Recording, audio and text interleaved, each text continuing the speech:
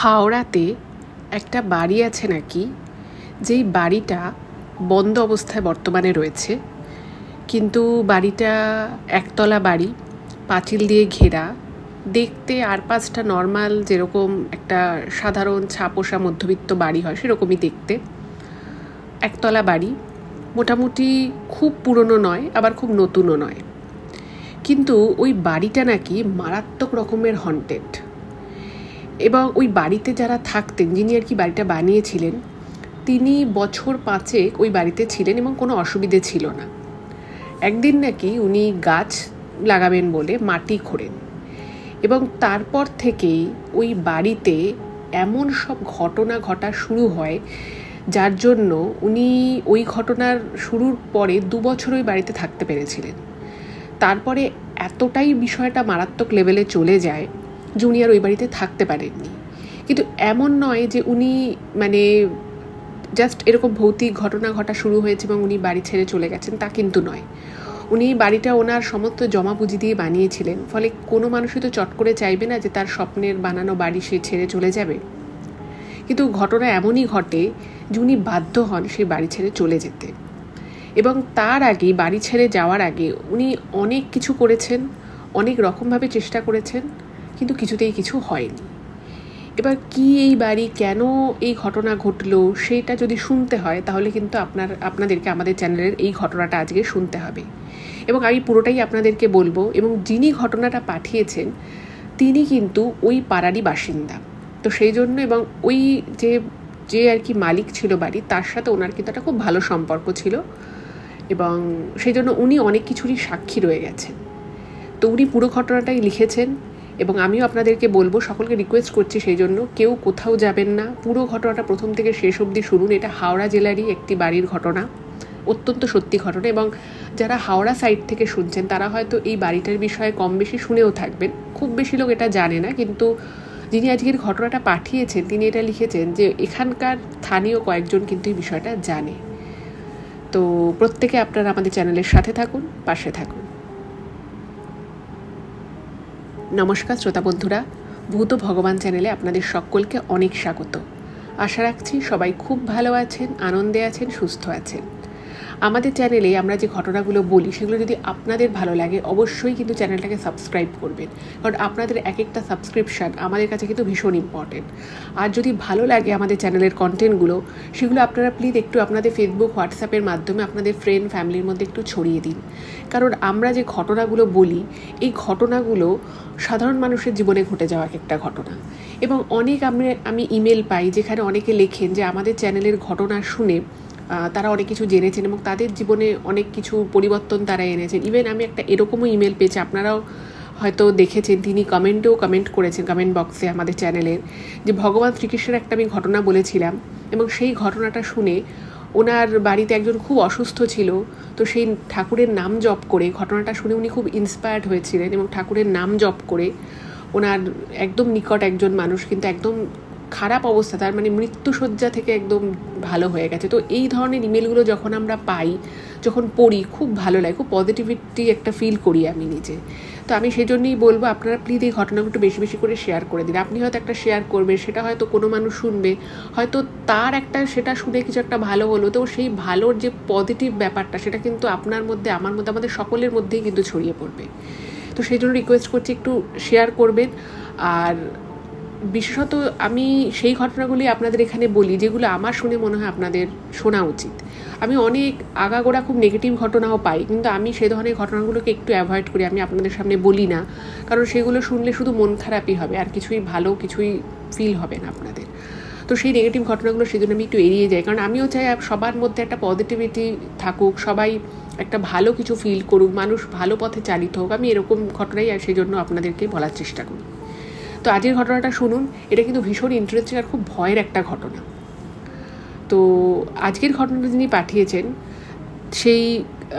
যিনি আর কি পাঠিয়েছেন তার নাম হচ্ছে রিনাদি।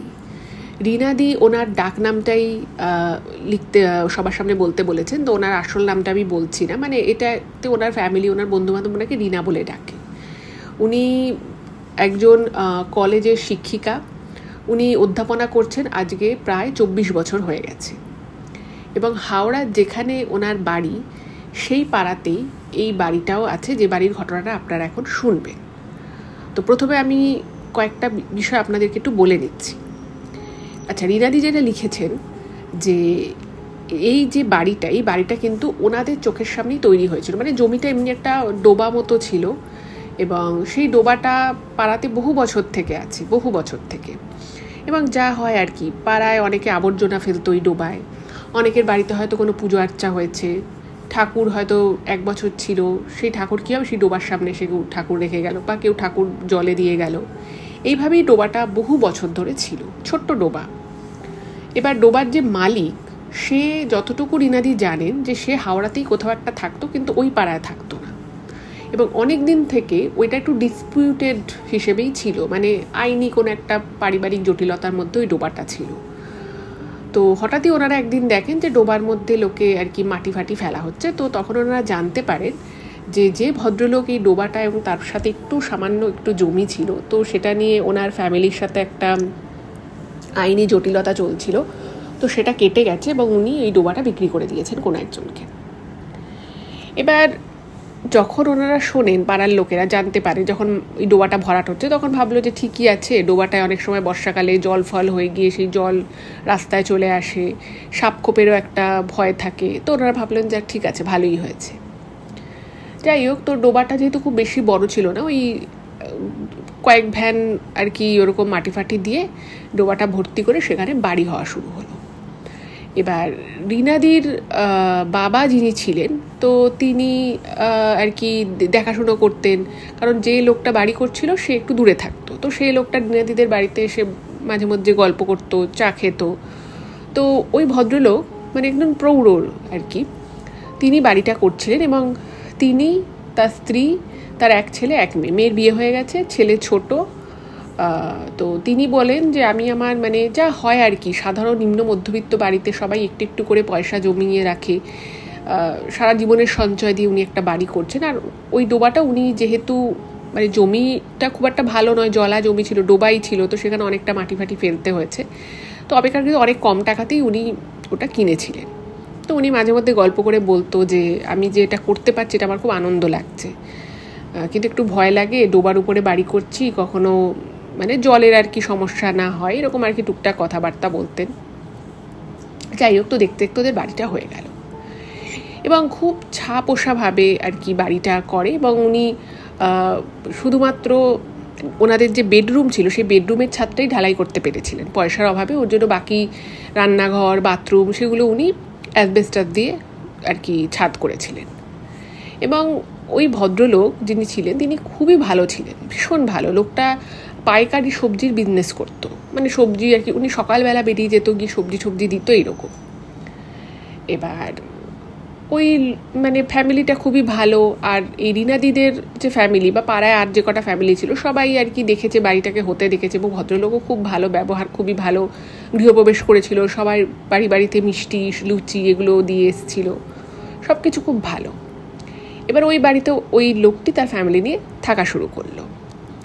এবার থাকছে, কোথাও কোনোদিন কোনো সমস্যা হয়নি। এবার ওই ভদ্রলোক যেহেতু পাইকারি সবজির ব্যবসা ছিল, তো ওনার কিছু মানে ফুল ঠুলো মানে বাড়িতে নিজে জমিতে আর কি একটু হলেও, বাড়ি ছাড়াও একটু জমি আর কি আছে বাড়ি ছাড়া, খুব বিশাল বড় প্লট নয় ও। তো উনি একদিন ভাবলেন যে বাড়িতে একটু ফুলের গাছ করবেন। তো নিজেই সেজন্য মাটি মানে যেটুকু বাড়ি বাদে যেটুকু আর কি মাটি ছিল সে সমস্ত মাটি খুঁড়ে উনি গাছপত্র বসান, এবং পাড়ার লোকেদেরকে বলে যে একটুখানি গাছ করব, বহুদিনের ইচ্ছে ছিল। আর উনি যখন বাড়িটা এখানে করেছিলেন তারপর উনি খুব অসুস্থ হয়েছিলেন, মানে কোনো রকম উনি কাজটুকু করতেন। তো উনি তারপরে আস্তে আস্তে সুস্থ হলেন। সুস্থ হওয়ার পরে ওনার মনে হলো যে উনি একটু গাছ করবেন।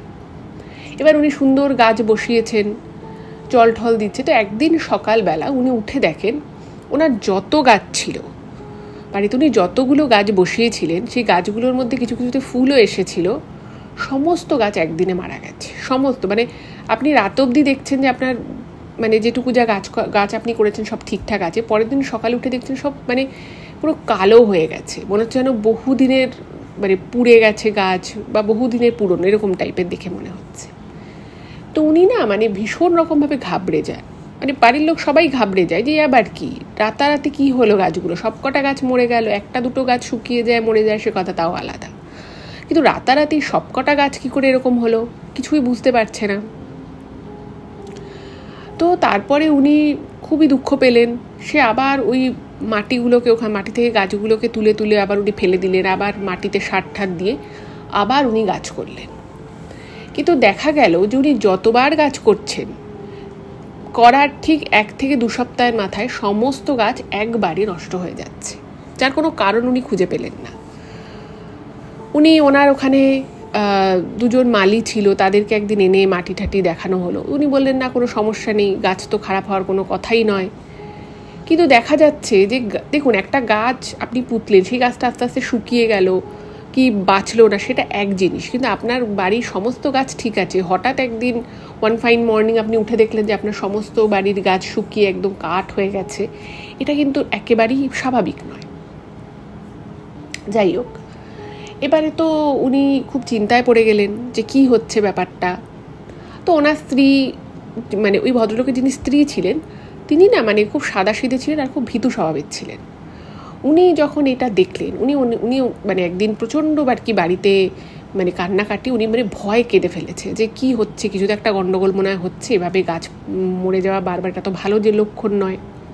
তো এই ভদ্রলোক বলতে, তো তুমি এত ভীতু মানুষ, তুমি বেকার ভয় পাচ্ছ, নিশ্চয়ই কিছু পোকার মাকড়ের কিছু নিশ্চয়ই উপদ্রব হয়েছে, নিশ্চয়ই সেই জন্যই এটা হচ্ছে, হয়তো আমরা ধরতে পারছি না, 2 দিন পরে ধরতে পারবো ব্যাপারটা। এবার ওই যে শুরু হলো, গাছ মরে যাওয়া দিয়ে যে শুরু হলো ওদের বাড়িতে, এই বিষয়টা এবার আস্তে আস্তে কোথা থেকে কোন পর্যায়ে যে চলে গেল সেটা আপনারা ঘটনাটা যত সামনের দিকে এগোবে আপনারা বুঝতে পারবেন। আচ্ছা, এটা গেল। এর কিছুদিন পরে ওনার ছেলে, ওনার যে আর কি ছেলে ছিল, মানে ওনার মেয়ে বড়, ছেলে ছোট। এবার ছোট বলতেও সে খুব ছোট নয়, তখন তার বয়স হবে প্রায় 16-17 হবে, কোনোখানে কিচ্ছু নেই। একদিন হঠাৎ করেই রাতের বেলা ছেলেটা একটা আলাদা ঘরে শুতো, 2টো ঘর ছিল ওদের, তো ছেলেটা আলাদা ঘরে শুতো।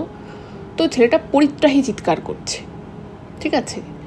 হঠাৎ করে মাঝরাতে পাশের ঘর থেকে ছেলে চিৎকার করছে, মানে এত চিৎকার করছে মনে হচ্ছে না ওকে কেউ মানে মানে মারছে আর কি, প্রচণ্ড জোরে মারলে কেউ কাউকে যেরকম চিৎকার করতে পারে একদম সেই রকম চিৎকার করছে একটা ওরকমই 16-17 বছরের ছেলে।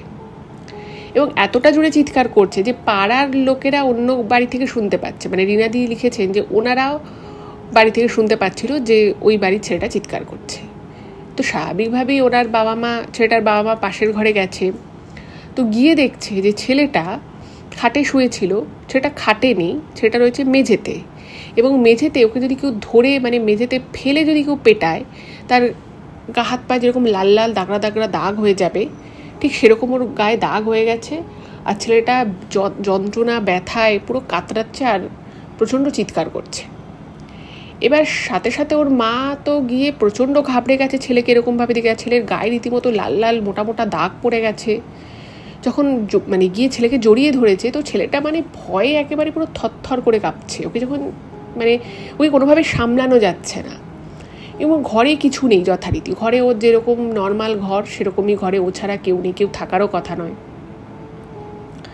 এবার সবাই খুব অবাক হয়ে গেছে। এবার পাড়ার লোকেরা চলে এসেছে, ভাবছে কি হলো বাড়িটায়। পাড়ার লোকেরা এসেছে, পাড়ার লোকেরা বলছে যে দরজা খুলুন, কী হয়েছে দেখি। তো দরজা খুলেছে, পাড়ার লোকেরাও এসে, তো তারাও দেখছে যে ছেলেটা ওভাবে মাটিতে রয়েছে, ওর মা ওকে জড়িয়ে ধরেছে, আর মানে কিচ্ছু আর নেই। এবার ছেলেটাকে শান্ত যখন করা হলো, সবাই মিলে আসে, ছেলেটাকে সবাই একটু কনসোল করে। তো তারপরে যখন ছেলেটাকে জিজ্ঞেস করা হয়েছে যে তোকে এরকমভাবে মারধর কে করলো, তোর শরীরে আঘাতগুলো কিসে লাগলো, কি করে কি হলো, ও না মানে প্রচণ্ড শুধু ভয় পাচ্ছে, কিছু বলতে পারছে না, মানে ও চোখে মুখে একটা প্রচণ্ড প্রবল আতঙ্ক। তোকে বারবার সবাই মিলে জিজ্ঞেস করছে, ও কিচ্ছু বলছে না।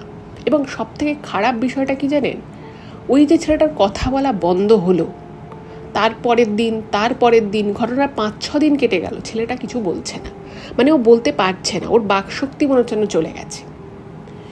এবার প্রথম যেদিন ঘটনাটা ঘটে, তারপর দিন সবাই ভেবেছে ঠিক আছে, হয়তো কোনো একটা ঘটনা ওর সাথে ঘটেছে, সেটার আকস্মিকতায় হয়তো ও কথাটা বলছে না। আবার ওরা দেখছে যে ঘরের মধ্যে ফোর্সফুলি কেউ জানলা ভেঙে কি দরজা ভেঙে ঢুকেছে, এরকমও কোনো সাইন নেই। এবার ছেলেটা নিজে থেকে যদি খাট থেকে পড়েও যায়, তাতেও ওর শরীরে যেভাবে যেভাবে আঘাত লেগেছে, ও যদি খাট থেকে পড়ে গেছে ধরেও নেওয়া যায়, তাহলেও কিন্তু এই ধরনের আঘাত লাগার সম্ভাবনা নেই। পাড়ার লোকেরাও খুব অবাক হয়ে যায়। তো সবাই মিলে যখন ওকে বারবার জিজ্ঞেস করছে যে কী হয়েছিল, ও কিছুই বলছে না, পুরো চুপ করে আছে। ওকে বলছে ঠিক আছে তোমাকে বলতে হবে, তুমি লেখো, তোমাকে খাতা পেন দেওয়া হচ্ছে, তুমি লিখে বলো আমাদের। ও লিখতেও পারছে না, মানে ওকে ওই বিষয়ে জিজ্ঞেস করলেই ও প্রচণ্ড ভয় পাচ্ছে, এবং ওই ঘটনার পরে ও আর কোনো কথাই বলতে পারছে না। ওর মানে বাকি ও সব কিছু আকার ইঙ্গিতে বোঝাচ্ছে। যখন ওর খিদে পাচ্ছে, ও আকার ইঙ্গিতে বোঝাচ্ছে যে ওর খিদে পেয়েছে। যখন ও স্নান করতে যাবে, জল খাবে, সেটা ও আকার ইঙ্গিতে বোঝাচ্ছে। মানে বলা যেতে পারে ওর বাকশক্তি পুরোপুরি চলে গেল। ওকে ডাক্তারের কাছে নিয়ে যাওয়া হলো, ডাক্তারবাবু দেখলেন, টেস্ট করলেন, বাট উনি না কিছু বলতে পারলেন না। মানে একটা আনডিফাইন্ড রিজন বলা যেতে পারে, যেটাকে এক্সপ্লেন সেই মুহূর্তে ডাক্তারও করতে পারেনি যে ওর বাকশক্তিটা চলে গেল কেন। তো ডাক্তার যেটা বলেন যে ও তো জন্মগত এরকম কিছু নয়, তো হতে পারে কোনো একটা বিষয়ের আকস্মিকতায় ওর নার্ভাস সিস্টেম অন্যরকমভাবে রিয়্যাক্ট করেছে, এবং তার জন্য হয়তো ওর এই কথা বলার সমস্যাটা হচ্ছে। বলছে যে হয়তো কথাও বলবে, কিন্তু ব্যাপার হচ্ছে যে এত বড় একটা ছেলের সাথে কী এমন ঘটলো সেই রাতে যে ওরকম পরিত্রাহী ছেলেটা চিৎকার করছিল, ওকে কেউ মারধর করলো, এবং কে মারলো, কে কেনই বা মারলো কিচ্ছু বোঝা গেল না। কিন্তু পুরোটাই মানে একেবারে ধোঁয়াশা। এবার বাড়িতে তো সবাই, মানে ছেলেটার মা বাবা দুজনেই খুব চিন্তায়, এবং ওর মা না খুব কান্নাকাটি করতো, এবং ওর মা বারবার বলতো যে আমি তোমাকে বলছিলাম না যেভাবে ঘরে গাছ মরে যাওয়া, শুধু শুধু বারবার তুমি গাছ লাগাচ্ছ, বারবার গাছ মরে যাচ্ছে, তুমি আমাকে বললে যে আমি ভীতু মানুষ, আমি বেশি ভয় পাচ্ছি, দেখলে তো কীরকম ঘটনাটা ঘটলো আমাদের ছেলের সাথে, ওর তো এরকম হওয়ার কথা ছিল না। আর ওকে যেভাবে ওর গায়ে যেরকম মারের দাগ রয়েছে, সেটাই বা কী করে হলো, সেটাও তো নিশ্চয়ই কোনো কারণ ছাড়া তো এটা হতে পারে না। এবার সমস্যাটা যেটা রয়ে গেল সেটা হচ্ছে ছেলেটা কিছুই বলতে পারছে না। ঠিক আছে, ছেলেটা কিছুই বলতে পারছে না, এবং ছেলেটারকে ওই বিষয়ে জিজ্ঞেস করলেই ওর চোখ মুখ অন্যরকম হয়ে যাচ্ছে, ও প্রচণ্ড ভয় পাচ্ছে। মানে একটা ট্রমা যাকে বলে, ওকে ওই বিষয়ে পুরো গ্রাস করে নিয়েছে, ও কিছুই বলতে পারছে না। যাই হোক, এই ব্যাপারটাও গেল। এবার তো লোকটার খুব মন খারাপ থাকতো। নিয়াদিদের বাড়িতে যখন মাঝে মধ্যে আসতো, বলতো যে ছেলেটার কোথা থেকে কী হয়ে গেল, কবে যে ছেলেটা সারবে কিছুই বুঝতে পারছি না। এবং ছেলেটা পড়াশুনো গ্যাপ হয়ে গেল, বা ছেলেটা কিন্তু মানে স্কুলে পড়তো, সেটাও গ্যাপ হয়ে গেল, ছেলেটা ইয়ার লস হয়ে গেল। ও মানে পড়তেও যেতে পারতো না, মানে ও ভীষণ ভয় থাকতো। আর ওই ঘটনার পরে ও একা কিছুতেই শুতো না, ও ওর বাবা মায়ের সাথেই শুতো। যাই হোক, এই ব্যাপারটা কোনো রকমে ওরা মানে চিন্তা ভাবনা করতে থাকে। এবং পাড়া, যেটা নিনাদি লিখেছে, যে পাড়ায় সে সময় অনেকে ভাবে যে ছেলেটার নিশ্চয়ই কোনো মানসিক সমস্যা আছে, ও হয়তো নিজেই নিজেকে আঘাত করেছে। কারণ এটা তো হতে পারে না যে কোনো মানুষ দরজা জানলা ভেঙে ওকে মারধর করে যাবে, এবং সেটার কোনো প্রমাণও তো থাকবে। অ্যাটলিস্ট কেউ যদি ওভাবে ঢোকে, শুধু শুধু কেউ ওকে মারবে কেন? আর সে ঢুকে আবার মানে বেরিয়েও যাবে, কেউ কিছুই বুঝতে পারবে না, কোথাও কোনো চিহ্ন থাকবে না, সেটা তো হতে পারে না। তো পাড়ায় অনেকে মনে করতে থাকে যে ছেলেটার নিশ্চয়ই কোনো মানসিক সমস্যা আছে, যেটা কিন্তু ছিল না। আচ্ছা, এই ব্যাপারটাও গেল। এর কিছুদিন পরে একটা ওদের বাড়িতে মানে রোজের বেসিসে একটা জিনিস হওয়া শুরু হলো। সেটা হচ্ছে যে প্রত্যেক দিন রাতের বেলা, ওই রাত ঠিক 1টা থেকে ভোর ধরুন ওই 3:30-র মধ্যে 1 থেকে 2 বার মানে বাড়ির মধ্যে না প্রচণ্ড মানে একটা এমন আওয়াজ হতো যে আওয়াজটা মনে হতো যেন মুখে কেউ মানে কাউকে ডাকার চেষ্টা করছে, সেরকম একটা আওয়াজ। আবার কখনো মনে হতো যে কেউ মানে মুখ চেপে যদি কাঁদে, সেটা যেরকম একটা আওয়াজ পাওয়া যাবে, একটা চাপা কান্নার আওয়াজ, সেরকম একটা আওয়াজ। আবার কখনো মনে হতো কেউ যেন রাগে ফুঁসছে। ঠিক আছে, এবং ওরা 3 জনে হয়তো শুয়ে আছে ঘরে, ঠিক মনে হতো ওদের ঘরের দেওয়ালের পিছনে কেউ একজন রাগে ফুঁসছে, বা কেউ মুখ চেপে কাঁদছে, বা কেউ ডাকার চেষ্টা করছে, এরকম ওরা বুঝতে পারত। এবং অনেকবার ওই ভদ্রলোক এরকম যখনই আওয়াজ পেয়েছে, ঘর থেকে সঙ্গে সঙ্গে বেরিয়ে পাশের ঘরে গেছে, ঘরের মানে বাড়ির বাইরে গিয়ে দেখেছে যে কেউ আছে কি না। উনি কিন্তু কোনোদিন কিচ্ছু দেখতে পায়নি। এবার এই জিনিসটা উত্তরোত্তর বৃদ্ধি পেতে লাগলো। ওরা শুয়ে থাকতো আর ওরকম আওয়াজ হতো, এবং ওদের ঘুমটা ভেঙে যেত, এবং তারপর আর ঘুম আসতো না, ভীষণ ভয় লাগতো। আর ওই ছেলেটা রীতিমতো মানে ও মাঝে মধ্যে বুঝতে পারতো না, কিন্তু ও যেদিন যেদিন বুঝতে পারতো সেদিন ও এত ভয় পেত, ও ভয় কেঁদে ফেলতো ছেলেটা, মানে ওকে তখন রাখা যেত না। এবার একদিন কি হয়েছে, এই লোকটার একটু সন্দেহ হয় যে কেন এরকম হচ্ছে, কেউ কি তাহলে আমাদের পরিবারের সাথে ইচ্ছাকৃতভাবে কেউ এরকম করছে। দেখুন, প্রথমেই যখন এরকম ঘটনাগুলো হয় না, মানুষ যুক্তি দিয়ে বোঝার চেষ্টা করে, তো ওনার ক্ষেত্রেও তাই। তো ওই ভদ্রলোক একদিন ভাবলো যে আমি এই 1-1:30 বাজার আগেই আমি 12:30 নাগাদ বাড়ির বাইরে গিয়ে চুপ করে দাঁড়িয়ে থাকবো, আমি দেখবো কেউ বাড়িতে ঢোকে কি না। হতেই পারে কেউ হয়তো ঢোকে, কেউ হয়তো এগুলো ইচ্ছাকৃতভাবে করছে আমাকে সমস্যায় ফেলার জন্য। তো উনি এই চিন্তা করে উনি ভাবলেন যে আমি বাড়ির বাইরে গিয়ে দাঁড়াবো। তো সেই মতো উনি বাড়ির বাইরে গেলেন। তো বাড়ির বাইরে উনি দাঁড়িয়ে আছেন উল্টো দিকের রাস্তাটায়। তো উনি ঠিক 1:45 নাগাদ একটা জিনিস খেয়াল করলেন। উনি দেখলেন যে ওনার বাড়ির যে একতলা বাড়ির ছাদ রয়েছে, ছাদের উপরে কিছু দড়ি টানানো রয়েছে জামা কাপড় শুকোনোর জন্য।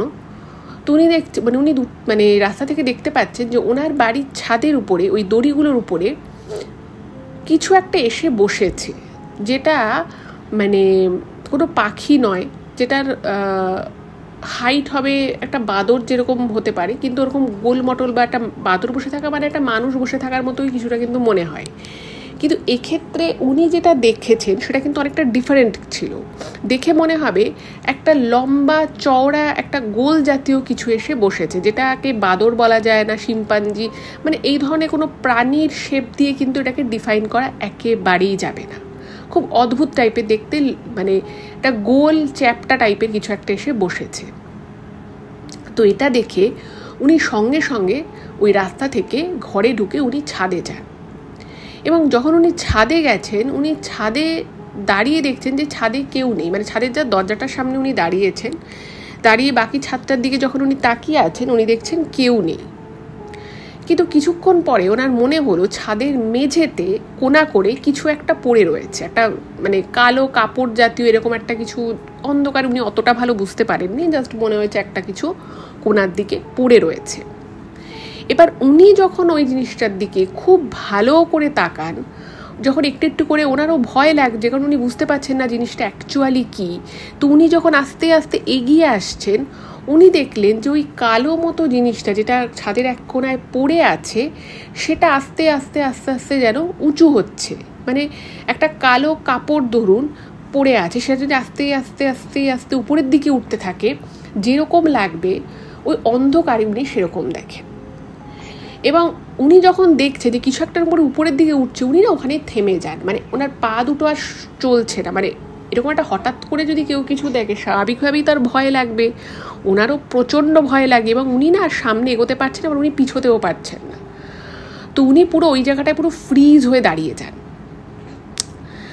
এইবারে উনি দেখেন যে ওই লম্বা হওয়া জিনিসটা কীরকমভাবে যেন ওনার পিছন দিয়ে মুহূর্তের মধ্যে হাওয়ার মধ্যে উড়ে গিয়ে ওনার ঘরের মধ্য দিয়ে ওই যে ছাদের যে দরজাটা খোলা আছে, সেই দরজা দিয়ে সিঁড়ি দিয়ে ঘরের মধ্যে ঢুকে গেল, এবং ওনার সারা শরীর দিয়ে একটা ঠান্ডা স্রোত যেন বয়ে গেল। মানে উনি হতভম্ব হয়ে যান যে আমি চোখের সামনে এটা কী দেখলাম। কারণ উনি পাইকারি সবজির ব্যবসা করেন, উনি কিন্তু এমনিতে খুব সাহসী, কারণ যারা দেখবেন এই ধরনের ব্যবসা করেন তারা কিন্তু অনেক সকাল সকাল মানে ভোর রাতের দিকে তাদের বেশিরভাগ ক্ষেত্রেই যাতায়াত করতে হয়। এবং উনি প্রথম দিকে কিন্তু প্রচণ্ড কষ্ট করতেন, 2-2-2:30 সময় বাড়ি থেকে বেরিয়ে যেতেন, পাইকারি বাজার থেকে সবজি নিয়ে এসে উনি ব্যবসা করতেন, বাকি ছোট ছোট বাজার দোকানদারদের সেই সবজি উনি দিতেন। ফলে ওনার কাছে কিন্তু এই ধরনের একটা কিছু দেখা মানে উনি এর আগে কোনো দিন দেখেননি। উনি ভোর রাতে ফাঁকা রাস্তা দিয়ে বহুবার হাঁটা চলা করেছেন, কখনোই উনি এরকম কোনো কিছু দেখেননি যে ওনার চোখের সামনে একটা কিছু পড়ে থেকে সেটা হাওয়ায় উড়ে ওনার পাশ দিয়ে পিছন দিয়ে গিয়ে ওনারই সিঁড়ি দিয়ে নেমে ঘরের মধ্যে ঢুকে যাবে।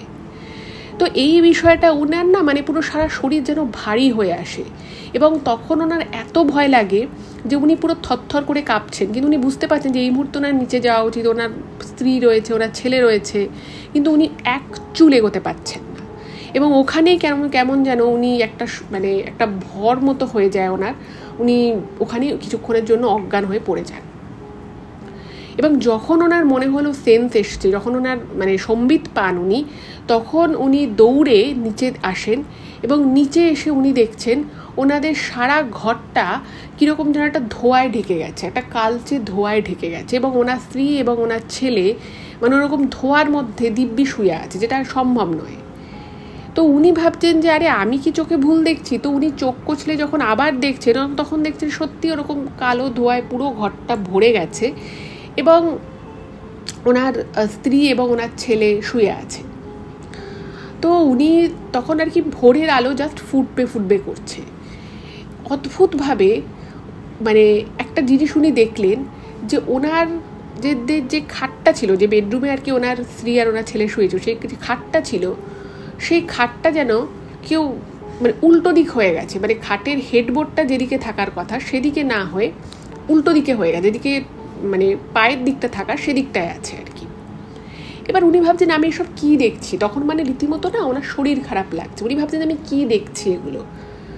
এবং আবার ওনার কিন্তু খুব শরীর খারাপ লাগে এবং উনি ওইখানটাতেই কোনো রকমে বসে পড়েন এবং ওনার মনে আছে উনি নাকি চিৎকার করে ওনার স্ত্রীকে ডাকছিলেন, কিন্তু মানে উনি বুঝতে পারছেন যে ওনার মুখ থেকে কোনো কথা অ্যাকচুয়ালি বেরোচ্ছে না, মানে উনি নিজেই নিজের আওয়াজ শুনতে পাচ্ছেন না, ফলে ওনার স্ত্রী সেই আওয়াজ শুনতে পাওয়ার কথা নয়। এবং অদ্ভুত বিষয় হচ্ছে যে পরের দিন সকালবেলা যখন ওনার স্ত্রীর ঘুম ভাঙে, মানে ওনার ঘুম ভাঙার আগে ওনার স্ত্রীর ঘুম ভেঙে গেছে এবং ওনার স্ত্রী না চিৎকার চেঁচামেচি শুরু করে দেন এবং সেই চিৎকারের আওয়াজে ওই ভদ্রলোকের ঘুম ভাঙে এবং ওনার ছেলেরও ঘুম ভাঙে। তো ওনার স্ত্রী কেন চিৎকার করছিলেন?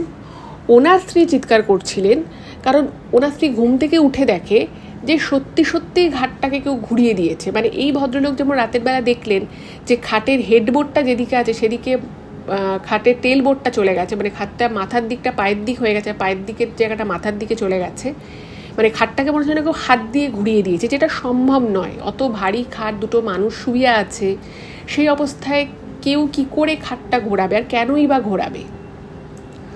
তো এটা দেখেই উনি আর কি চিৎকার চেঁচামেচি শুরু করেছেন। তো সেই চিৎকারে ভদ্রলোকের আর কি ঘুম ভেঙে গেছে। ইভেন মানে ওনারাও মানে প্রচণ্ড ভয় পেয়ে যান এবং এই সমস্ত চিৎকার চেঁচামেচিতে পাড়ারও কিছু লোক জেগে চলে আসে এবং রিনাদির বাবাও নাকি এসেছিল এবং এসে সত্যি সত্যি উনি দেখেন যে ওনাদের ঘরের খাটটা যেদিকে ছিল ঠিক উল্টো দিক হয়ে গেছে এবং ওই ভদ্রলোক বলছে আমি কিছু করিনি, ওনার স্ত্রী বলছেন আমি কেন খাট ঘোরাতে যাব, আর হঠাৎ করে খাট আমি ঘোরাবই বা কেন? তো ওনার স্ত্রী বলছেন যে আমি সকালবেলা উঠে দেখছি যেভাবে খাটটা উল্টো দিক করে ঘোরানো, তো কেন ঘুরেছে, কী জন্য ঘুরেছে কিছু বোঝা গেল না। আর ওনার ছেলেকেও জিজ্ঞেস করা হলো, ওনার ছেলেও তো মানে আকার ইঙ্গিতে সেও বোঝালো যে সেই কাজটা করেনি। এবার এদিকে ওনার ছেলেকে বিভিন্ন জায়গায় বিভিন্ন ডাক্তার দেখানো হচ্ছে মানে ব্যাপারটা বোঝার জন্য যে কী হয়েছে ছেলেটার, কিন্তু কিছুই না বোঝা গেল না।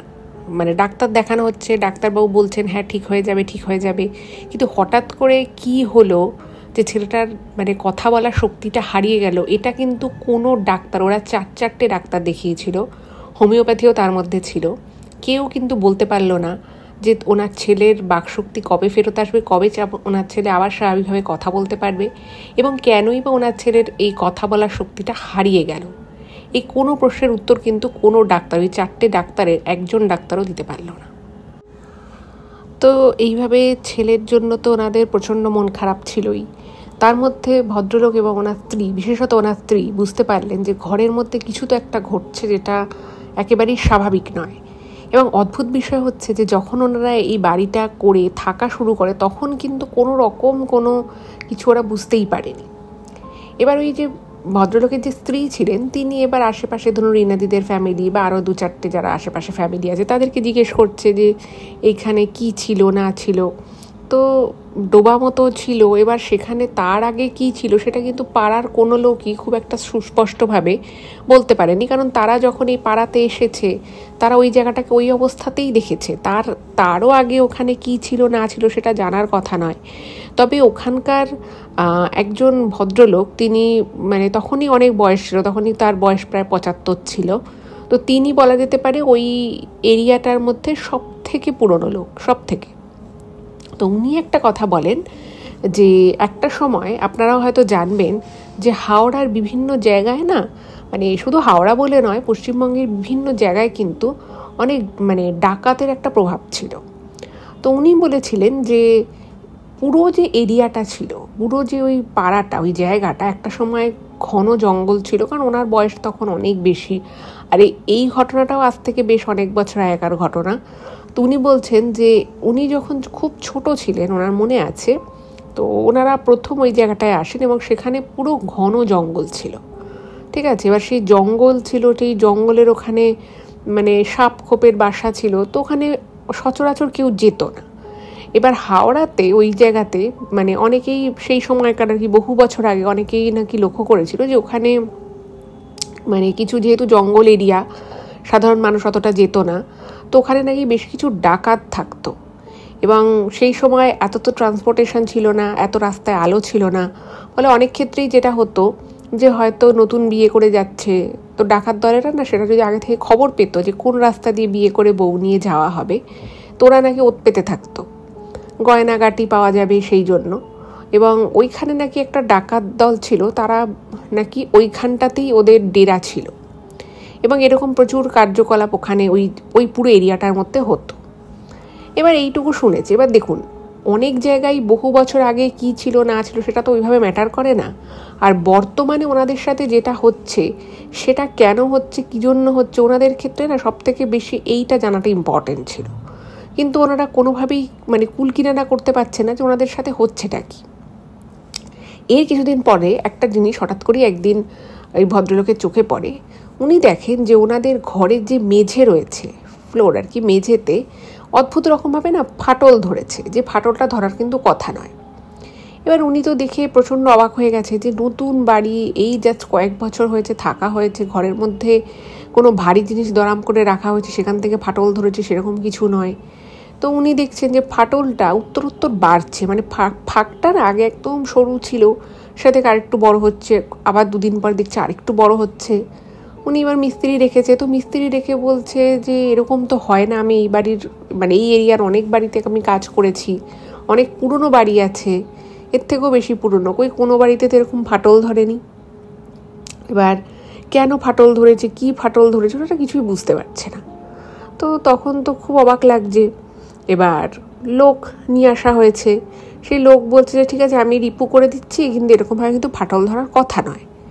আর সব থেকে বড় কথা হচ্ছে যে রাত হলেই ওই মেঝের নিচ থেকে মনে হতো যেন মানে ওদের ঘরের মেঝের থেকে ঠিক মেঝের নিচেই মনে হচ্ছে যেন কেউ রয়েছে, কেউ বা কারা রয়েছে, এবং নিঃশ্বাস প্রশ্বাসের আওয়াজ, কান্নার আওয়াজ, এই সমস্ত কিছু কিন্তু ওই মেঝে থেকে পাওয়া যেত।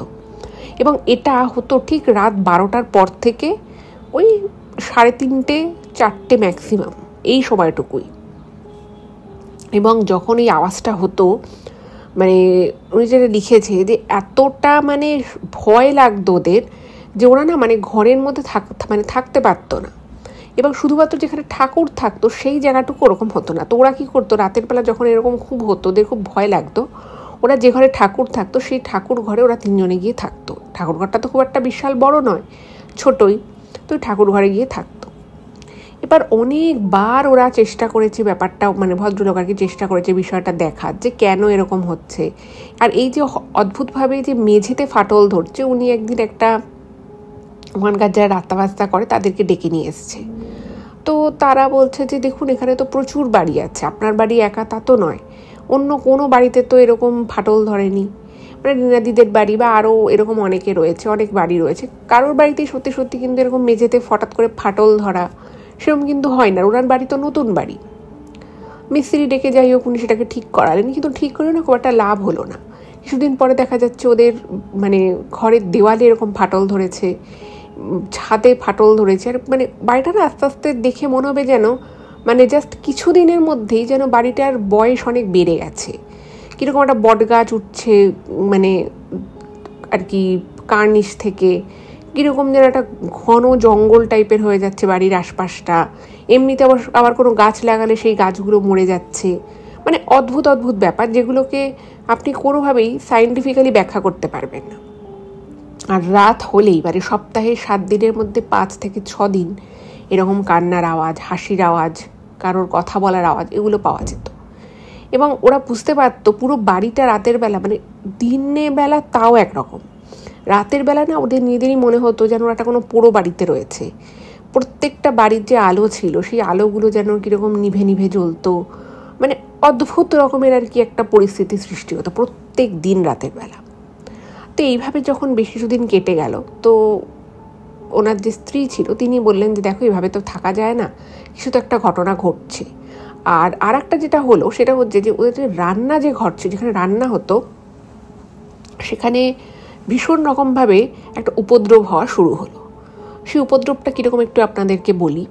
উপদ্রব বলতে ধরুন একটা রান্না করা হচ্ছে, সেই রান্নাটা না মানে উনি হয়তো রান্নাটা চাপিয়ে দিয়ে জাস্ট পাশে গেছে, উনি এসে দেখলেন যে কড়াইয়ের হয়তো একদম নিচের দিকে একটুখানি কোনো সবজি রান্না হয়েছে, রান্নার মধ্যে পুরো এক কড়াই কেউ জল ঢেলে দিয়ে গেছে, পুরো এক কড়াই জল। এবার উনি এসে তো অবাক যে আমি একটা মানে ভাজা ভাজা চচ্চড়ি রান্না করছি, সেখানে এক কড়াই জলকে দিয়ে গেল।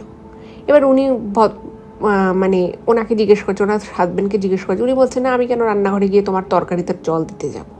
ওনার ছেলেও তো মানে সব মানে ছেলে যেন একটা অন্য জগতে চলে গেছে, ছেলেকে জিজ্ঞেস করলেও মানে ছেলেটি ওদিকে আসেই না, ওকে জিজ্ঞেস করেছে ও আকার ইঙ্গিতে বুঝিয়েছে না ও কিছু করে, ওর করার কথাও নয়। তারপরে ধরুন কোনো একটা রান্না করা হয়েছে, সেই রান্নায় ধরুন প্রচণ্ড পরিমাণে নুন হয়ে গেছে, কিন্তু ওনার স্ত্রীর স্পষ্ট মনে আছে যে উনি একদম মানে অল্প পরিমাণে নুন দিয়েছিল। ভাবুন বিষয়টা কতটা মানে ভয়ের একটা উদ্রেক করতে পারে। এবং এগুলো কিন্তু এক দুদিন নয়, দেখুন এক দুদিন মানুষের হয়তো ভুল হয়ে যেতে পারে, হয়তো নিজের দ্বারাই ভুল হয়ে গেছে, মানুষ হয়তো মনে করতে পারে না, বুঝতে পারে না, কিন্তু এই বিষয়টা না দিনের পর দিন ওদের সাথে ঘটতে থাকে। এবং এরকম যখন দিনের পর দিন ঘটতে থাকে, তারপরে একজনকে আনা হয় ওদের বাড়িতে। তো আনার পরে তাকে দেখানো হয়েছে, তাকে বলা হয়েছে যে আপনি একটু বাড়িটা দেখে দিন, কিছু মানে আমাদের এরকম অসুবিধা হচ্ছে, আপনি কিছু একটা নিদান দিন। তো সেই লোকটা বিভিন্ন জায়গায় পুজো আর্চা করে, সে বলে একটা পুজো করতে হবে। ভালো কথা, বাড়িতে পুজোর জন্য মানে আয়োজন শুরু হলো। তো যেটা আমি মানে ইমেলে পড়লাম যে ওই যে পুজোটা হয়েছে, সেই পুজোটায় রিনাদি, ওনার মা বাবা সবাই এসেছিলো, মানে ওরা আর কি ওই পাড়ার মধ্যে এই ফ্যামিলিটার সব থেকে যাকে বলে কাছের ছিল। তো ওনারা এসছে, তো দেখছে যে পুজোতে এত বাধা পড়ছে, মানে একটা জায়গায় ফুল রাখা রয়েছে, হঠাৎ করেই ফুলটা কারোর পায়ে লেগে গেল, যেটা হওয়ার কথা নয়, মানে হঠাৎ করেই জাস্ট পায়ে লেগে গেল, সেই ফুলটা বাদ গেল। আচ্ছা, এরপরে পুজোর জন্য ফল ঠল কেটে রাখা হয়েছে, কোত্থেকে এসে মাছি পড়ছে, হ্যাঁ, তারপরে ফলের থালা উল্টে যাচ্ছে, মানে এত বাধা বিঘ্নর মধ্য দিয়ে সেই পুজো হয়েছে, মানে সেই পুজো করতে বসেছে কখন আর পুজো থেকে উঠেছে কখন, মানে প্রতিটা মুহূর্তে বোঝা যাচ্ছে যে কেউ বা কারা অলক্ষ্যে থেকে ওই বাড়িতে কোনো রকম কোনো কাজকে সুষ্ঠুভাবে হতে দিচ্ছে না, বাড়ির মানুষগুলোকে ঠিকঠাক মতো যাতে তারা থাকতে পারে সেই অবকাশটুকুও পর্যন্ত নেই। যাই হোক, পুজো হলো, কিন্তু পুজোর পর ওরা ভেবেছিল যে এই সমস্যাগুলো সমাধান হয়ে যাবে বা যেগুলো ঘটছে সেগুলো আর ঘটবে না, কিন্তু এরকম কিছুই হলো না। দেখা গেল যে পুজো করার আগে যা ছিল, পুজো করার পরে তার থেকে বেটার কিছু তো হলোই না, বরং এই জিনিসগুলো আরও বেশি বাড়তে লাগলো। প্রতিটা ঘরের দেয়াল ঠেয়া কীরকম যেন ফেটে ফেটে গেল, ঘরের রঙগুলো মনে হচ্ছে যেন কিছুদিনের মধ্যে মানে 10 দিনের মধ্যে প্রত্যেকটা ঘরের যে রং, দেয়ালের যে রঙগুলো কীরকম যেন মানে ড্যাম্পি হয়ে গেল, রঙের সেই জৌলুস নেই, মানে যে কেউ ওই বাড়িটা যদি তখন ঢোকে বলবে যে এই বাড়িটা মিনিমাম 20-22 বছরের পুরনো বাড়ি, এমন অবস্থা হয়ে গেছে। বাথরুমের যে জায়গাটা ছিল, সেই বাথরুমের জায়গায় মানে শুধু শুধু জল পড়ে থাকতো, সেই জলে সবার পা পিছলে যেত, এরকম নানান জিনিসপত্র আস্তে আস্তে হতে থাকলো। এবার ওরা ভেবেছিল যে এই পুজোর পরে হয়তো সব কিছু ঠিক হবে, কিন্তু সেরকম কিছুই হলো না। তো এই ভদ্রলোক তখন আবার খোঁজখবর শুরু করলেন যে এরকম কেউ আছেন কিনা যারা এই ধরনের ঘরে কারোর সমস্যা হলে সেগুলোকে সমাধান করে। তো ওরা লোকের মুখে শুনে একজন ভদ্রলোকের সন্ধান পায়, এবং তিনি হচ্ছেন রীতিমতো অঘরীতান্ত্রিক, ঠিক আছে। তো সেই অঘরীতান্ত্রিককে আনা হলো। তো সেই তান্ত্রিক সমস্ত কিছু শুনে টুনে উনি দেখে বললেন যে আমি এভাবে তো বলতে পারবো না, তবে আমি এখানে পা রাখা মাত্রই বুঝেছি এখানে খুব শক্তিশালী একটা নয়, দুটো নয়, 3-3টে আত্মা রয়েছে, এবং যে 3টে আত্মা এই বাড়িতে রয়েছে তারা কোথায় আছে এবং কেন আছে সেটা যতক্ষণ না জানা যাবে ততক্ষণ পর্যন্ত কিন্তু আমি কিছু করতে পারবো না। তো ওই তান্ত্রিক তখন ওদের বলেছিল যে দেখো, আমি তোমাদেরকে কতটা সাহায্য করতে পারবো আমি জানি না, কিন্তু এই যে 3টে প্রচণ্ড শক্তিশালী আত্মা রয়েছে, এরা সব কিছু করতে পারে, মানে এরা তোমার কোনো ক্ষতি করতে পারে। এখন অবধি তোমাদের সাথে যেটা হচ্ছে সেগুলো কিছুই না। এরকম হতেই পারে যে তোমাদের কোনো সে ক্ষতি করে দিল। তো উনি বলেন যে আমি প্রথমে তোমাদের 3 জনের জন্য 3টে আমি তাবিজ দেব, যে তাবিজগুলো তোমরা নিজেদের শরীরে ধারণ করবে, এবং যতদিন না আমি তোমাদেরকে বলবো এই তাবিজ খুলতে, ততদিন কিন্তু তোমরা এই তাবিজ খুলবে না। আর এই তাবিজটা উনি দিয়েছিলেন এই কারণে যাতে ওদের কোনো ক্ষতি না হয়। কিন্তু এবার ভদ্রলোক এবং তার স্ত্রী খুব কান্নাকাটি করতেন মাঝে মধ্যে, কারণ ওনার ছেলের যেইভাবে বাকশক্তি চলে যাবে এটা ওনারা স্বপ্নেও কল্পনা করতে পারেনি। আর এটার পিছনে এক্স্যাক্ট কী কারণ আছে, দেখুন, কোনো একটা ঘটনা ধরুন ঘটলো, সেটার কোনো একটা কারণ থাকবে। ধরুন অসুস্থতার জন্য অনেক সময় অনেক রিয়াকশান, অনেক কিছু হয়, কিন্তু ওনাদের ছেলের সাথে যে ঘটনাটা ঘটলো সেটা ঘটার পিছনে কোনো কারণই ছিল না। ফলে ওনারা না এই বিষয়টা মেনে নিতে পারছিলেন, তো খুব বাড়িতে মাঝে মধ্যেই কান্নাকাটি করতেন। তার মধ্যে ডাক্তারও হাত তুলে দিয়েছিল। তো ওনারা তখন বলেন যে আপনি যাই করুন, আমাদের ছেলে যেন আগের মতো স্বাভাবিক হয়ে যায়, ওরা এখনও সারাটা জীবন পড়ে রয়েছে, ওই এরকমভাবে কী করে থাকবে। তো এই অঘরী বলে যে আমি চেষ্টা করছি, কিন্তু এর শক্তি কতটা আমায় আগে দেখতে হবে, এর শক্তির যেমন আছে সেই অনুযায়ী আর কি আমাকে লড়াই করতে হবে।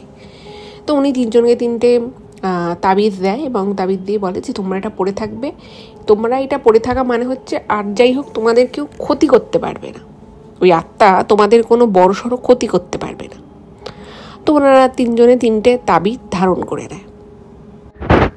তো এবারে কি হলো, ওই অঘরী তান্ত্রিক ওনাদের বাড়িতে এলো, বলল যে আমাকে যজ্ঞ করতে হবে, এবং এই যে আর কি 3টে ভয়ঙ্কর আত্মা রয়েছে, আমাকে তাদেরকে এই ঘর থেকে, এই বাড়ি থেকে মুক্ত করতে হবে।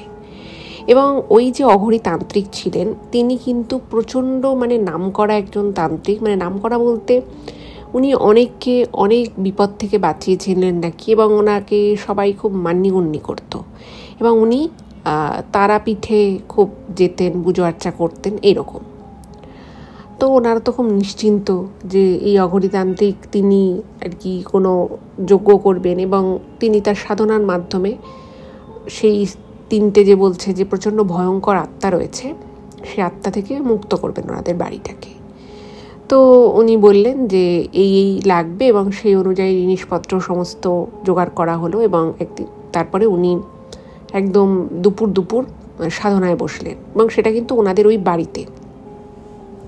তো উনি বললেন যে আমি একটা একটা করে 3টে আত্মাকে এই বাড়ি থেকে, এই জমি থেকে আমি ওদেরকে উৎখাত করব। এবং উনি এটাও বলে দেন যে তোমার ছেলের জীবনে যে মানে জিনিসটা নেমে এসেছে, ও যে কথা বলতে পারছে না, এটাও কিন্তু এই জন্যই হচ্ছে। এবার এরকম একটা সিচুয়েশনে সবাই চাইবে তারা এরকম একটা বিপদ থেকে মুক্তি পেতে, তাই না?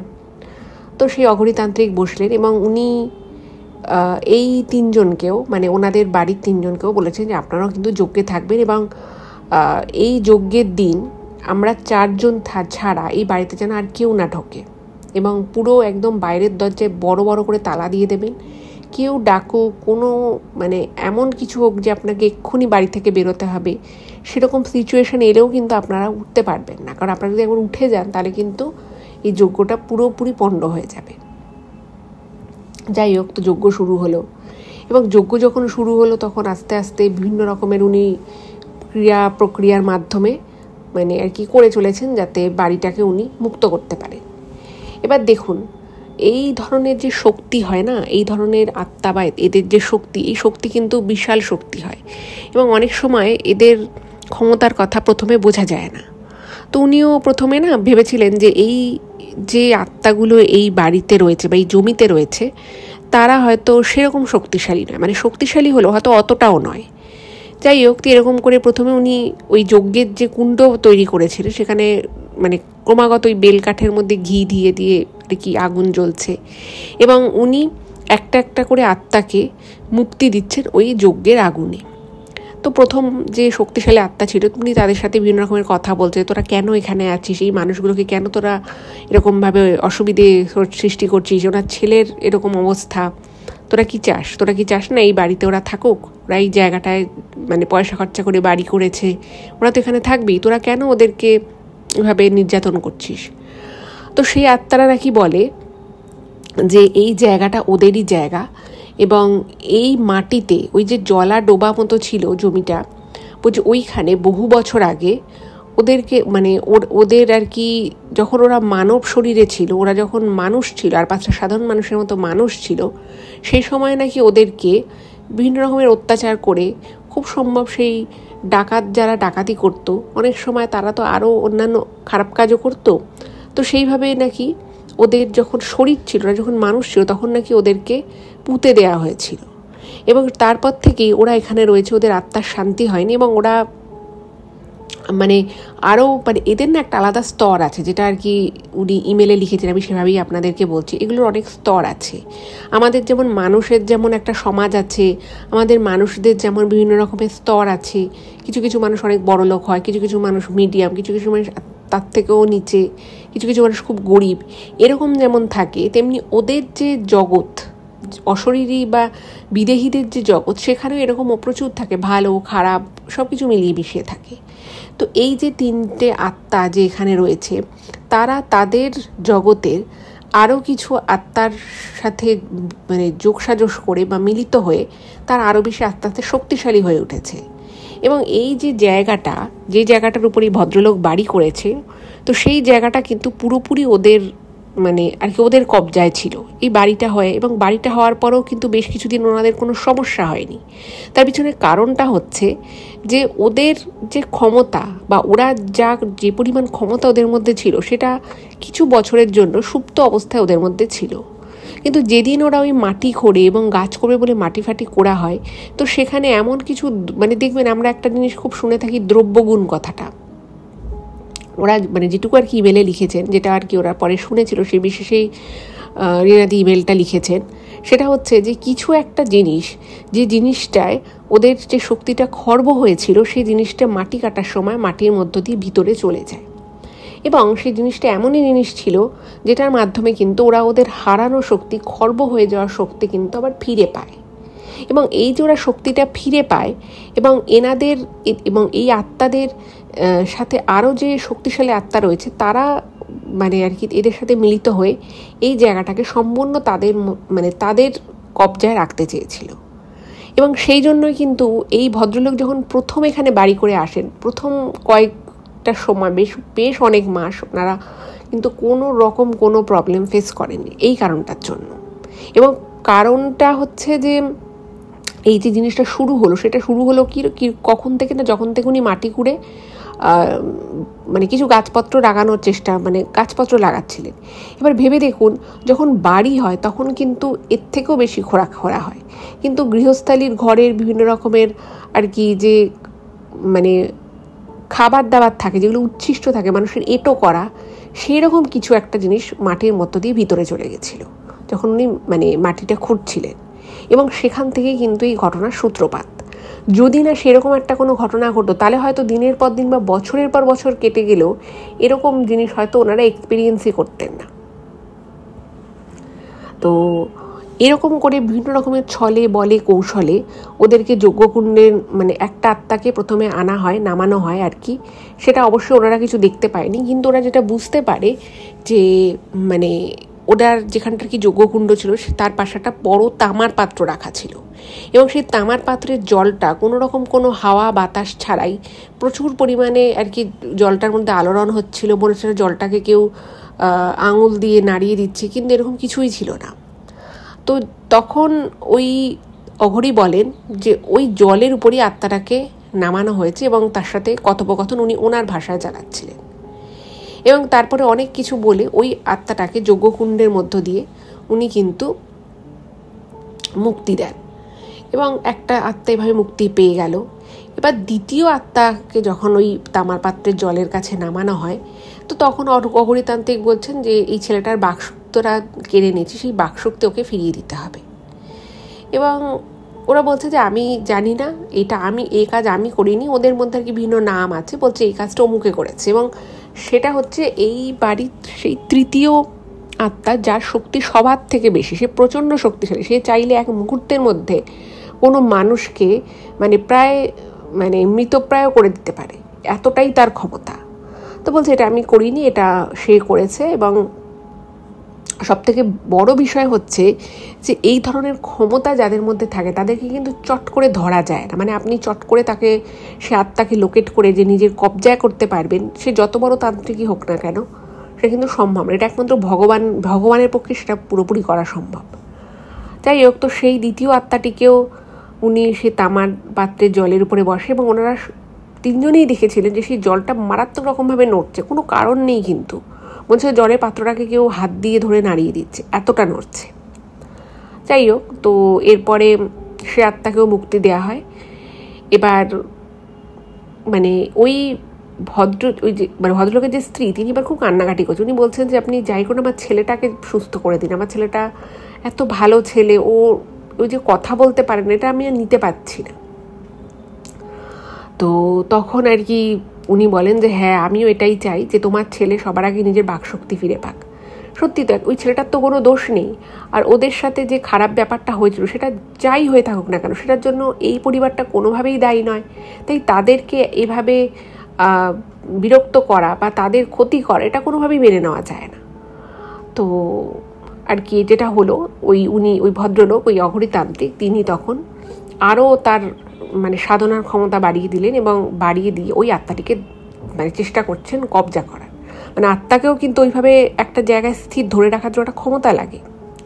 তো উনি বুঝতে পারছেন যে এই আত্মাকে মানে ওই তামার পাত্রের উপরে নামানো এত সোজা নয়, মানে তার জন্য উনাকে অনেক বেগ পেতে হচ্ছে। এবং এই কাজগুলো যারা করে না, তাদের শরীরের উপর দিয়ে নাকি প্রবল ধকল যায়। এবং উনি লাস্টে নিজের হাতের উপরে বেলকাঠ রেখে উনি নাকি যজ্ঞ করেছিলেন। এবং সেই যজ্ঞ যখন উনি করেন, সেই যজ্ঞের উপরে মানে শিখার উপরে, সেইখানে উনি সেই ক্ষমতাশালী আত্মাকে আহ্বান করেন এবং সে আত্মা নাকি আসেও। এবং সেই আত্মা যখন আসে, মানে ঘরের মধ্যে যাকে বলে সমস্ত কিছু উড়ে যাচ্ছে, মানে এত হাওয়া দিচ্ছে, দরজার জানলা দমাদম আর কি আওয়াজ করছে, মনে হচ্ছে না বাইরে মানে জোড়া কালবৈশাখী চলছে, এরকম টাইপের আর কি অবস্থা। তো ততক্ষণে আর কি এই যে অঘরী বাবা ছিলেন, তার মানে অবস্থা খারাপ হয়ে গেছে। মানে তারও কিন্তু যেই কাজগুলো করে না, তার বলা হয় যে তার শরীরের উপর দিয়ে প্রচণ্ড মানে চাপ যায় এবং তার নাকি মানে অনেক রক্ত ওইভাবে হয়তো চোখে দেখা যায় না, তার নাকি অনেক ব্লাড লস হয়ে যায়, তার শরীর আস্তে আস্তে শুকিয়ে যেতে থাকে। এবং এই ধরনের কাজ একটা করলে পরের 1 মাস নাকি মানে পুরো বিছানায় শুয়ে থাকতো, এতটা নাকি তাদের শরীর খারাপ হয়ে যায়। যাই হোক, তো আসে এবং উনি বলেন যে এই প্রথমেই আর কি উনি বলেন যে তুই এদের অনেক ক্ষতি করেছিস, কিন্তু সবার আগে তুই যেটা করবি সেটা হচ্ছে এদের ছেলের বাকশক্তিটা ফিরিয়ে দে। মানে এই ছেলেটা কোনোভাবেই তোদের দুরবস্থার জন্য দায়ী নয়, আর শুধু শুধু এই বাচ্চা ছেলেটাকে তুই কষ্ট দিচ্ছিস কেন? এটা ওর তো কষ্ট পাওয়ার কোনো কথা নয়, ও তো তোদের কোনো ক্ষতি করেনি। কিন্তু সেই আত্মা এতটাই প্রবল শক্তিশালী আত্মা, এবং সব আত্মা তো ভালো হয় না, মানুষের ক্ষেত্রে যেমন ডিফারেন্সিয়েশনস থাকে, আত্মাদের ক্ষেত্রেও কিন্তু থাকে। এটা কিন্তু দুরাত্মা ছিল। সে মানে বিভিন্ন রকমভাবে ওই অঘরীতান্ত্রিককে উল্টে বিব্রত করা শুরু করলো। কখনো তার দাড়ির সামনে থেকে প্রচণ্ড জোরে সে দাড়ি কাছটায় তাকে মারার চেষ্টা করছে, যাতে তার দাড়িতে প্রচণ্ড টান লাগে। কখনো তার পিঠের উপরে মনে হচ্ছে যেন চাবুকের ঘায়ের মতো আর কি আঘাত করা হলো, এবং সেই আঘাত কেউ করছে সেটা দেখা যাচ্ছে না, কিন্তু উনি যেহেতু মানে একটা উত্তরীয় পরে বসেছিলেন, তো ওনারা তিনজনেই দেখেন যে অঘরীতান্ত্রিকের পিঠের দিকে চাবড়া চাবড়া লাল দাগ হয়ে গেল। মানে উনি যে আর কি কাজটা করছেন, ওনাকে কোনোভাবেই করতে দেবে না। মানে একটা আত্মাকে সামনে এসে বসানোর জন্য কিন্তু একটা মানে বশীকরণ দরকার হয়, মানে কিছু সময়ের জন্য সে আত্মাকে স্থিত করতে হয় একটা জায়গায়, নাহলে কিন্তু এই কাজগুলো করা যায় না। কিন্তু এই আত্মাটা এতটা ক্ষমতা সম্পন্ন ছিল যে তাকে স্থিত করার মতো ক্ষমতা এই তান্ত্রিকের ছিল না। তিনি বারবার বলছে যে যাই হয়ে যাক, তুই আমাকে যত কষ্ট দিই, তুই যতই আমার পিঠ থেকে তুই রক্ত বার করে নিস, আমি তাও চেষ্টা চালিয়ে যাই, এবং তোকে আমি বারবার বলছি তুই এই ছেলেটার বাকশক্তিটা ফিরিয়ে দে। এবং এই জিনিস নিয়ে মানে একটা যাকে বলে চরম মানে বাতানুবাদ আর কি সৃষ্টি হয়। এবং উনি একজনের সাথে যে কথা বলছে সেটা ওরা বুঝতে পারে, যে উনি বারবার বিভিন্ন রকমের কথা বলছেন, প্রশ্ন করছেন, উত্তর পাচ্ছেন, কিন্তু কোথা থেকে যে উত্তরগুলো আসছে সেটা কিন্তু এনারা তিনজন কিছু শুনতে পাচ্ছেন। এমন নয় যে ওনারা কিছু শুনতে পাচ্ছে, শুধুমাত্র মানে বিভিন্ন সময় দরজা জানলা দরাবদম পড়ছে, বাইরের গাছ মনে হচ্ছে ভেঙে পড়ে যাবে, মানে এইরকম তাণ্ডব চলছে, কিন্তু ওনারা চোখে কিন্তু আর কিছু দেখতে পাচ্ছে না। এবং কিছু পরে, মানে প্রায় এই কিছু পরে বলতেও প্রায় 8-10 ঘন্টা টোটাল চলে গেছে, কিন্তু তারপরেও যখন দেখা যাচ্ছে ওটাকে কোনোভাবেই উনি আত্মাটাকে বশ করতে পারছে না। এবং প্রত্যেকটা সাধক যারা এই ধরনের সাধনা করে তাদের না সর্বশেষ যে জায়গাটা থাকে সেটা হচ্ছে তারা তাদের গুরুদেবের শরণাপন্ন হয়, তারা তাদের ইষ্ট দেবীর শরণাপন্ন হন। তো উনিও কিন্তু সেটাই করেন, উনি ওনার গুরুদেব এবং ইষ্টদেবীর শরণাপন্ন হন, কারণ উনি যা যা জানতেন সমস্ত কিছু করে ফেলেছেন, কিন্তু ওই আত্মাকে উনি কোনোভাবেই স্থিত করতে পারছিলেন না। তো যখন আলটিমেটলি উনি ভগবানের শরণাপন্ন হন, মা তো ভগবান তো সবার উপরে, তো তখন মানে ওনার আর কি শরীরে আর কিছু নেই, সকাল থেকে উনি ওরকমভাবে কাজ করছেন। আর এই বললাম তো এই কাজগুলো যারা করে তাদের শরীরের উপর একটা বিশাল প্রভাব পড়ে।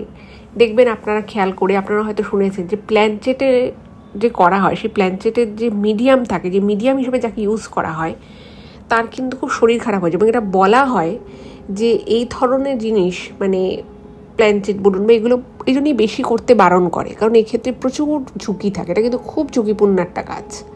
আমি রিসেন্ট একটা প্ল্যানচেটের উপরে ঘটনা পেয়েছি, আমি হয়তো পরের এপিসোডে বলবো। মানে এগুলো যে কতটা ভয়ঙ্কর হয়, ঠিক সেরকমই এই ধরনের আত্মা প্রেতাত্মা নিয়ে যারা কাজ করে, যারা এদেরকে বশ করে, যারা এদেরকে কমান্ড করে, তাদেরও কিন্তু শারীরিক অবস্থা ভীষণ রকমভাবে খারাপ হয়ে যায়। এবং এদেরকে কিন্তু শারীরিক এবং মানসিক দুদিক থেকে কিন্তু প্রচণ্ড শক্ত এবং প্রচণ্ড শক্তিশালী হতে হয়, নাহলে কিন্তু এই কাজ করা সম্ভবপর হয় না। যাই হোক, তো উনি আর কি প্রবলভাবে আর কি বলার চেষ্টা করছে। তো এমন সময় হঠাৎ করে ওনারা তিনজনে দেখেন যে উনি যজ্ঞে আহুতি দিচ্ছেন, তামার পাত্রে আর কি কোষাকুষি থেকে জল ছেটাচ্ছেন, তামার পাত্রে একটা ফল দিচ্ছেন, মানে অনেক রকমের রিচুয়ালস করছেন, মন্ত্র বলছেন। একটা সময় উনি যেন কীরকম হয়ে গেলেন, মনে হলো যেন ওনাকে কেউ একেবারে স্টিল পিকচারের মতো কেউ বসিয়ে রেখেছে, ওনার চোখের পাতা পর্যন্ত পড়ছে না, এরকম উনি প্রায় 50 সেকেন্ড মতো এরকম অবস্থায় উনি ছিলেন। 1 মিনিটের একটু কম হবে, 50 সেকেন্ড ধরুন। তারপরে উনি ওনার গলায় হাত দিয়ে মানে প্রবল চাপ অনুভব করেন। মানে ধরুন একটা মানুষকে পিছন থেকে কেউ গলা চেপে ধরেছে, তার যেরকম চোখগুলো বড় বড় হয়ে যাবে, সে প্রাণপণে গলা ছাড়ানোর চেষ্টা করবে, ওই অঘরীতান্ত্রিক কিন্তু সেরকম করা শুরু করলো। এবং এই জিনিসটা যখন হতে থাকে তখন না এরা খুব ঘাবড়ে যায়, মানে উনি না মানে ঠাস করে মাটিতে পড়ে যান। এবং ওই যে পাশে যে আর কি যজ্ঞকুণ্ড ছিল, সেই যজ্ঞকুণ্ডের পাশে একটা ছোট কমণ্ডলু ছিল, তো সেই কমণ্ডলুতে গঙ্গা জল ছিল। এবং উনি ওই যে ঠাস করে পড়ে যান, গলায় হাত দিতে দিতে মানে ধস্তাধস্তি হচ্ছে মনে হচ্ছে কারোর সাথে, সেই অবস্থায় ওনারই পায়ে লেগে একটু জল ওই যজ্ঞকুণ্ডে পড়ে যায় এবং যজ্ঞকুণ্ডের আগুন প্রায় নিভু নিভু অবস্থায় চলে যায়, যেহেতু জলটা ওপর থেকে পড়েছে, ঠান্ডা জল। এবার ওনারা না মানে প্রচণ্ড ভয় পেয়ে গেছে।